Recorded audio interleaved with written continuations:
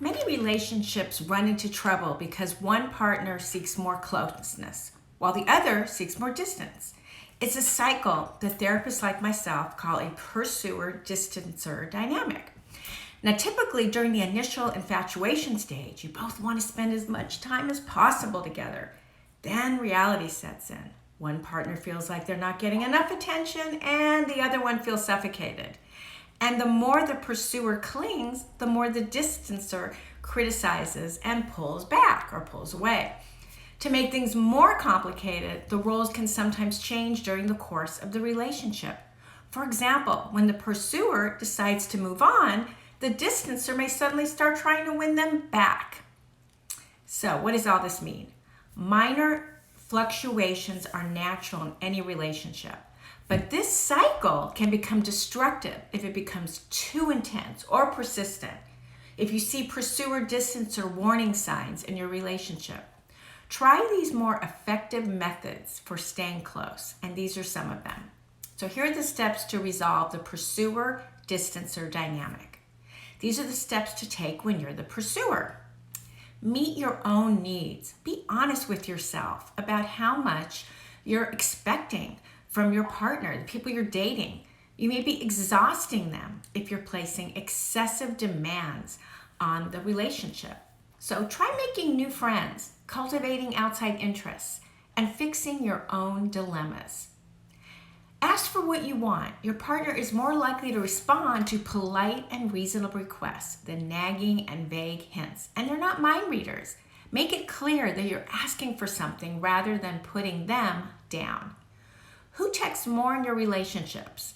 A slight disparity may be insignificant, but if you're reaching out too much, you may need to exercise some restraint. So resist the impulse to leave repetitive messages just because you want assurance. Try to match each other's communication frequencies. And now we'll talk about backing off. It's essential to talk things over, but you also want to choose the appropriate time. If your partner seems overwhelmed, encourage them to take a break. Schedule your sensitive discussions for a time when you both feel up to the task. And steps to take when you're the distancer. So here goes. Number 1, build trust. You'll miss out on love if you try to protect yourself by holding back. Instead, learn to trust by remembering that you're strong enough to deal with disappointments. So notice how your partner shows their concern and good intentions, and treat them with compassion when they make a mistake. Also, share your feelings. Risk being vulnerable. Start small and work your way up to the deeper issues. Show affection. Let your partner know you appreciate them and you find them attractive. Hold hands at the movies or give them a hug when they come home. Make eye contact when they're talking and asking questions that prove you're really listening to them. And spend time together. Spend time together, share your time, plan a romantic weekend if you've been working extra hours for the past month. Wake up early on weekdays so you can get together for breakfast. These are all great ideas. Similar patterns to consider might be, for instance, number 1, if this pattern seems to resonate with the reality of your relationship or past relationships, take a closer look at the specifics that can be helpful. While the pursuer-distancer pattern is common, there's another similar pattern seen in toxic couple relationship, and this pattern is known as the love avoidant and the love addicted pattern, or sometimes the cycle of love addiction. So you're a love addict even if you're a love avoider. I don't know if you knew that. In this pattern, the two people in the relationship are drawn together to create a toxic relationship based on anxious attachment, anxiety, and fear of the relationship itself. It's not the specific individual, but the push and pull of the two different relationship types that drives this cycle. The two types involved in this relationship are the love addict and the love avoidant. talk a lot about this on my Instagram feed. The love addict is driven by the emotional connection and the sense of being a part of a couple. The love addict is driven by a fear of being left or abandoned and is more interested in holding the relationship together, while the love avoidant fears intimacy and wants to move out of the relationship. And you can see this in dating patterns as well. Signs of a love addict: thrive on attention. The more attention provided early in the relationship, sometimes known as love bombing, the greater the appeal for the love addict.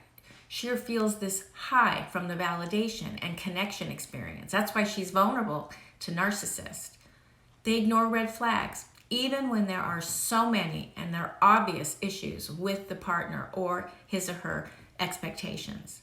The love addict will gloss over reality and accept or even endorse bad or destructive or inappropriate types of behaviors. So watch out for that. Magical thinking. The love addict engages in magical thinking, believing he or she can fix or modify any negative behavior or gaps in the relationship. And they also see the other person as perfect at heart, or perhaps as a diamond in the rough that just needs to be in the right relationship to change into the perfect partner. That is a total delusion. Total preoccupation with the relationship, that obsessive feeling. Over time, the love addict abandons all outside relationships to focus on preventing the love avoidant partner from leaving. So this includes pursuing the other person while anxiety builds over the growing distance in the relationship. If the relationship fails, the love addict may seek to start over despite the lack of change in the dynamics. Depression, anxiety, and panic may lead to bargaining, obsessive behaviors, and total focus on recreating the initial high of the relationship, that love bombing phase. Signs of a love avoidant: initial charm, love bombing at its best. The love avoidant thrives on the need for love from the love addict. Initially, this translates into paying attention, spending time, and often pretending to like the same things as a love addict. The neediness and the validation of the relationship from the love addict creates a sense of strength and purpose in the relationship in the early stages for the love avoidant. Pulling away, a lot of pulling away. As the love addict pushes to increase the physical and emotional connection, the love avoidant begins to feel vulnerable and overwhelmed with all this attention and demands for intimacy in the relationship. And the initial sense of control now begins to feel restrictive, controlling, smothering. So she will begin to create distance and start pulling away or doing things to sabotage the relationship. This change is sensed by the love addict, who pushes even harder and harder the more the other one pulls away. Dramatic distancing. With the increasing feelings of being trapped in the relationship, the emotional connection decreases dramatically for the love avoidant, and he or she is actively moving away and away from the partner. And this may include physical distancing as well as creating emotional walls and barriers. It's so obvious when it's happening. I'm sure you know when that's happening to you. Complete avoidance. As a love addict goes to extremes to avoid abandonment, the love avoidant sees this vulnerability and dependence as a fatal flaw. He or she may display this as anger, frustration, or emotional or physical abuse towards the partner. Some love avoidants may seek out a new relationship to gain the initial positive feelings in a relationship. It only furthers the potential actions of the love addict and escalates the cycle to its inevitable negative end, actually. And it's not uncommon for both the love avoidant and the love addict in the cycle to attempt to reconcile if there is a separation. The cycle tends to shorten with each attempt at the reconciliation, with increasingly challenging behavior seen by both partners unless there is a significant intervention and change. So these are the steps to take in any relationship if you see some of these signs. Hold yourself accountable.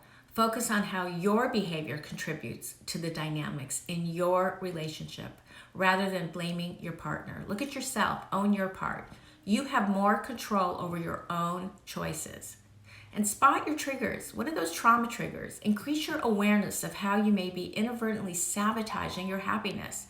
Notice when you're trying to get your own way by checking in too often or withholding affection, playing those games.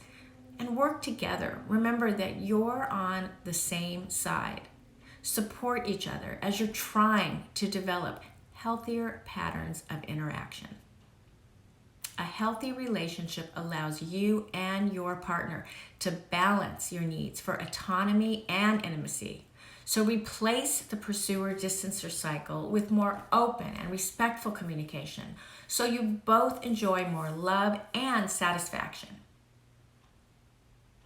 Now, if you enjoyed this video, you'll probably love the 4-week coaching program that's coming up November 1st. So please check it out in the link in my bio.